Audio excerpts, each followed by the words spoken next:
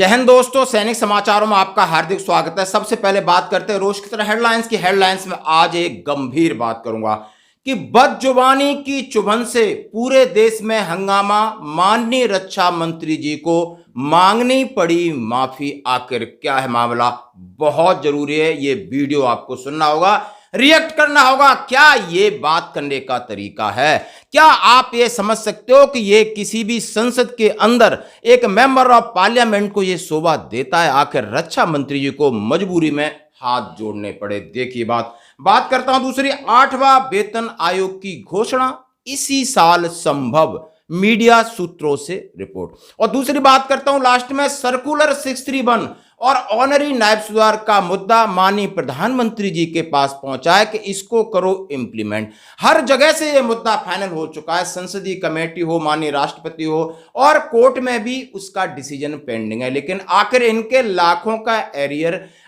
कब मिलेगा जो कि लटका हुआ, उसके ऊपर बात करेंगे। सबसे पहले मैं बात करता हूं, आप इस वीडियो को देखिए भाई। उग्रवादी सिरे ले रहे हैं, उग्रवादी बोलने भी तो कभी खड़ा होगा, ये बता रहा हूँ। उग्रवादी आप इस वीडियो को देखिए, आप फौजी हैं या मेरे सभी फौजी भाई कि ये लोग हमारे नेता हैं और इनकी ये भाषा है, हम भी एक यूनिट में रहते हैं, सर्वधर्म स्थल होता है, भाईचारे के साथ रहते हैं, कोई जातिगत भेदभाव नहीं, कोई धार्मिक भेदभाव नहीं, और हम अच्छी एक मिसाल देते हैं इस यूनिटी इन डाइवर्सिटी इस देश के लिए। और ये सीखें कि संसद में आप चंद्रयान के ऊपर बहस चल रही थी और जब इनसे कोई सवाल किया गया तो उन्होंने क्या कहा, जरा इनसे सुनते, जरा हम भी कहते हैं।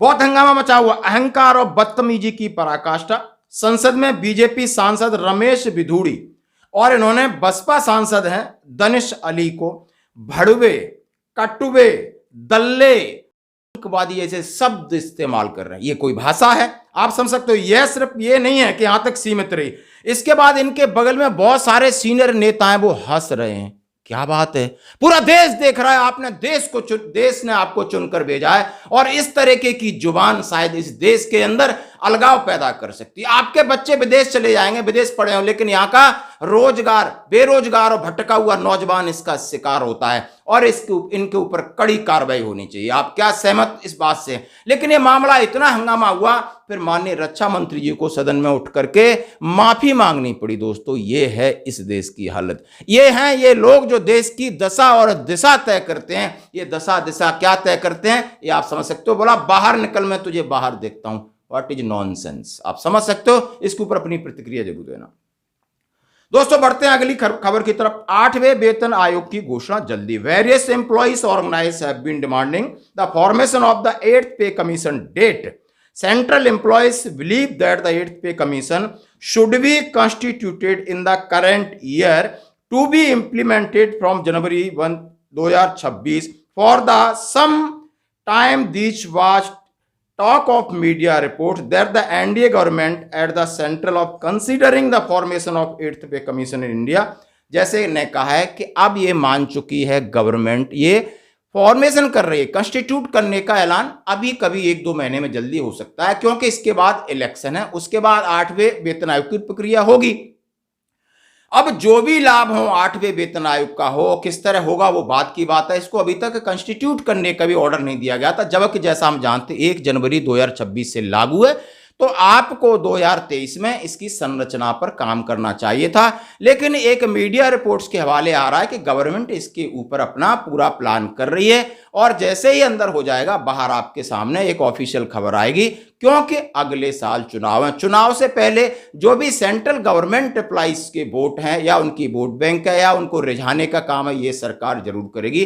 तो ये एक अच्छी खबर है कि इसका कंस्टिट्यूट यानी ये ऑर्गेनाइज हो जाता है, इसकी घोषणा हो जाती, तो हमें ये जरूर रहेगा कि नहीं 1 जनवरी 2026 से हमें वेतन का लाभ मिलेगा। दोस्तों, अब मैं बात करता हूं बड़ी बात, सर्कुलर 631 ऑनरी नायब सुधार का केस लटका है और भटका है। जब इतनी बड़ी हस्ती इसमें इन्वॉल्व हो चुकी हैं, जरा आप हैरान हो जाओगे। यानी और ये मामला क्या है सर्कुलर 631 ऑनरी नायब सुधार का, प्री 2006 से, यानी 2006 से पहले जिनको ऑनरी नायब सुधार मिली थी और उनके लिए ये वर्डिक्ट संसदीय कमेटी की हो या माननीय राष्ट्रपति की सिफारिश हो, इसका पूरा लेटर है कि इनको जो नायब सुधार है उनका दर्जा दिया जाए। दर्जा का मतलब उनका पे बराबर कर दिया जाए। सरकार ने आधा अधूरा इंप्लीमेंट किया था सिक्स्थ पे कमीशन के बाद, और आपने देखा होगा उसका पूरा कैलकुलेशन अब मामला कोर्ट में लटका हुआ है। कोर्ट में इसकी सुनवाई हो चुकी है, लेकिन उसका जो वर्डिक्ट है वो रखा हुआ है।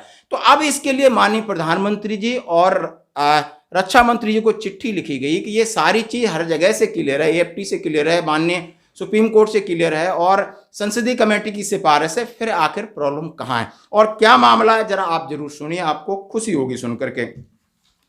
और ये जो माननीय प्रधानमंत्री जी को चिट्ठी लिखी गई ऑनरी नायब सुधार एंड सर्कुलर 631 पॉइंट से लिखा हुआ है। उन्होंने जैसे हमने बताया कि इस मुद्दे के ऊपर सारे रेगुलेशन, सारे अलग अलग सर्कुलर, सारी चीज वर्कआउट करके रखी गई है और मामला सीधा सीधा था, लेकिन इसको पेचीदा बना दिया है। आखिर वो जवान इंतजार कर रहे हैं, इन्हें एक बार एरियर भी मिल चुका है, आगे एरियर उन्हें कब मिलेगा, कितना मिलेगा। लिखा है circular 61 extend benefit of letter dated 12 June 2009 to honorary नायब सुधार ऑफ प्री 2006 एक्सटेंड बेनिफिट कर दिए गए। द टेबल ऑफ ऑनरी नायब सुधार mention circular 430 501 stood quest in circular 61 के हिसाब से दोनों टेबल्स को क्वेस्ट किया गया है। The movement of pension figure of honorary नायब सुधार वेर क्वेस्ट प्री 2006 नायब सुधार become eligible circular number 568430501 of regular नायब सुधार के बराबर जो ये सर्कुलर दिया है उसके हिसाब से इनका बेसिक पे हो और समय के अनुसार जितना एरियर बनता है उनका पेड हो। The figure in these circular are illustrated below circular wise and pension figure wise detailed calculation of pension paid unpaid as per respect of X by group। यानी उन्होंने भाई सर्कुलर वाइज किस date में कब तक मिला है, फिर ग्रुप वाइज आपको एक टेबल दी गई है और शायद ये हमारे दोस्त दीवान सर ने भी उसको बहुत डेलिबरेटली इसके ऊपर वीडियो बनाया है। तो दोस्तों एरियर ऑफ ऑनर नायब सुधार when paid equal to regular नायब सुधार, आप समझ सकते हो यदि ऑनरी नायब सुधार को रेगुलर नायब सुधार के बराबर कर दिया जाएगा तो एक्स और वाई ग्रुप के जिनको ये फायदा होना है उनका कितना एरियर मिलेगा। और हर एक इन्होंने दिया है एक्स ग्रुप का फ्रॉम टाइम दिया है फ्रॉम टू एंड अमाउंट कितना मंथली उनका बन रहा है, फिर सर्कुलर कौन सा इसकी अथॉरिटी है, अप्लाइड यानी पेड हुआ है या नॉट पेड है, आप देख सकते हो इस टेबल को इसके साथ दिया है। इसी तरह वाई ग्रुप का दिया है और उसके बाद एरियर उन्होंने calculation time to time arrear calculation किया है, लेकिन लाखों का एरियर सबका मिल रहा है, आप देख सकते हो। The above chart shown payment has not made as per the spirit of the circular 631। Circular 631 की के हिसाब से ये अभी तक पेड नहीं हुआ। In case of X and Y group honorary नायब सुधार the payment as per circular 430 and 451 is due, यानी 430 और 500 के हिसाब से भी ड्यू है। इन केस ऑफ ऑन नायब सुधार group by payment as per circular 555 इसके हिसाब से भी ड्यू है। यानी again in OROPT anomalies is created, anomalies need to be rectified in the light of circular 631 के हिसाब से अनोमलीज को रेक्टिफाई किए। ये माननीय प्रधानमंत्री जी के लिए लिखा हुआ है और ये बिल्कुल लिखा नहीं है, ये गया है उनके पास मामला संज्ञान में। और अभी जो पॉइंट लेटेस्टली जहां दीवान सर आपको ब्रीफ कर रहे हैं, मैं जो कर रहा हूं ये लेटेस्ट हैं और ये बिल्कुल तार्किक हैं, लॉजिकल हैं, इसमें कोई संदेह नहीं है। उन्हीं की पॉलिसी है और वो इंप्लीमेंट कर रहे हैं, हमें क्या मिल रहा है नहीं मिल रहा, ये एक काउंटर पार्ट हो सकता है, आप समझ सकते हो।